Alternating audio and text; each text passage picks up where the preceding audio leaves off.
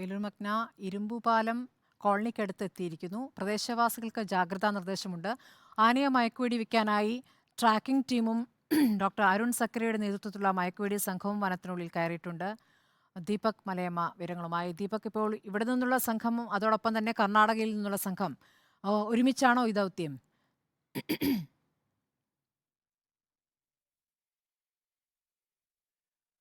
സ്മൃതി അങ്ങനെ തന്നെയാണ്. വളരെ ദുഷ്കരമായ ദൗത്യം എന്നുള്ളതാണ് വനംവകുപ്പ് സംഘം പറയുന്നത്. പ്രത്യേകിച്ച് അടിക്കാടുകളുള്ള വനമേഖലയാണ്. കൊങ്ങിണിക്കാടുകൾ ഉൾപ്പെടെ അത് വലിയ തരത്തിൽ ബുദ്ധിമുട്ടുകൾ വനംവകുപ്പ് ഉദ്യോഗസ്ഥരെ സംബന്ധിച്ച് ഉണ്ടാവുകയും ചെയ്യുന്നുണ്ട്. മറ്റൊരു മോഴയുടെ സാന്നിധ്യം കൂടി കഴിഞ്ഞ ദിവസം സ്ഥിരീകരിക്കുകയും ചെയ്തിരുന്നു. ഇന്നിപ്പോൾ ഏറ്റവും ഒടുവിൽ രാവിലത്തെ സിഗ്നലൊക്കെ അനുസരിച്ച് നമ്മൾ ഈ ദൃശ്യങ്ങളിൽ കാണുന്ന ബേഗൂരിലെ കോളനിക്കടുത്ത് ഇരുമ്പുപാലത്തെ കോളനിക്ക് സമീപത്ത് പ്രദേശത്തായിട്ടാണ് ആനയുള്ളത് എന്നുള്ളതാണ് വനംവകുപ്പ് സംഘം പറയുന്നത്. ഏറ്റവും ഒടുവിൽ നമുക്ക് ലഭ്യമാകുന്ന വിവരം അനുസരിച്ച് ഇവിടെ നിന്നും ബാവലി മേഖലയിലേക്ക് ആന മൂവ് ചെയ്യുന്നുണ്ട് എന്നുള്ളത് കൂടി അറിയുന്നു. അങ്ങനെയാണെങ്കിൽ ഈ ഒരു പ്രദേശം എന്ന് പറയുന്നത് അനുയോജ്യമായ ഒരു ഇടം എന്നുള്ള നിലയിൽ തന്നെ ഇന്ന് തന്നെ മയക്കുവെടി വെക്കാനുള്ള നടപടിക്രമങ്ങളിലേക്ക് പൂർണ്ണ സജ്ജമായിട്ടാണ് സംഘം പോയിട്ടുള്ളത്. രാവിലെ തന്നെ ട്രാക്കിംഗ് സംഘം വനത്തിനകത്തേക്ക് പ്രവേശിച്ചു. തൊട്ടു പിന്നാലെ മയക്കുവെടി വെക്കുന്നതിന് വേണ്ടിയുള്ള വിദഗ്ധ സംഘം, ഡോക്ടർമാരടങ്ങിയ വിദഗ്ധ സംഘം അതിനകത്തേക്ക് പ്രവേശിക്കുകയും ചെയ്തു. മയക്കുവെടി സംഘം സജ്ജമായി തന്നെയാണ് പോയത്. ഇന്ന് കഴിയുകയാണെങ്കിൽ ഇന്ന് തന്നെ എന്നുള്ളതാണ് വനംവകുപ്പ് സംഘത്തിന് മുന്നിലുള്ള ഒരു പ്രധാനപ്പെട്ട ലക്ഷ്യമായിട്ടുള്ളത്. മറ്റൊരു പറയപ്പെടേണ്ട കാര്യം എന്ന് പറയുന്നത് ഇന്നലെയൊക്കെ ഈ ആനയെ ട്രാക്ക് ചെയ്യുന്നതുമായി ബന്ധപ്പെട്ട് ചില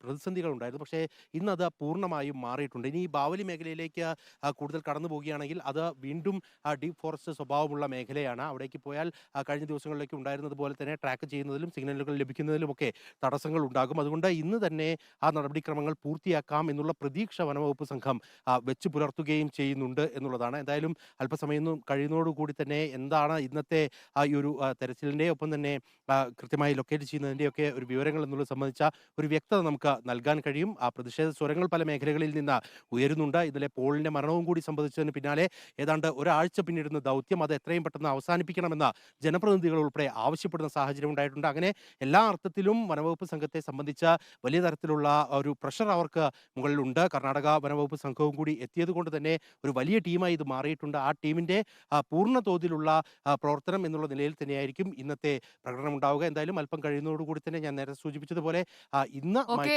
ദീപക്, നമ്മൾ വേലൂർ മഖനയ്ക്ക് പിന്നാലെ ഓടുന്നതിനിടയിലാണ് കഴിഞ്ഞ ദിവസം പോളിനെ കാട്ടാന ചവിട്ടി ഗുരുതരമായി പരിക്കേൽപ്പിച്ചത്. ഇപ്പോൾ പോളിന്റെ മൃതദേഹം പുൽപ്പള്ളിയിലേക്ക് എത്തിച്ചിട്ടുണ്ട്. കാട്ടാനയുടെ ആക്രമണത്തിൽ മരിച്ച പാക്കം സ്വദേശി പോൾ VP-യുടെ മൃതദേഹം പുൽപ്പള്ളിയിൽ എത്തിച്ചു. നാട്ടുകാരുടെ പ്രതിഷേധം അവിടെ നടക്കുന്നു എന്നാണ് മനസ്സിലാക്കുന്നത്.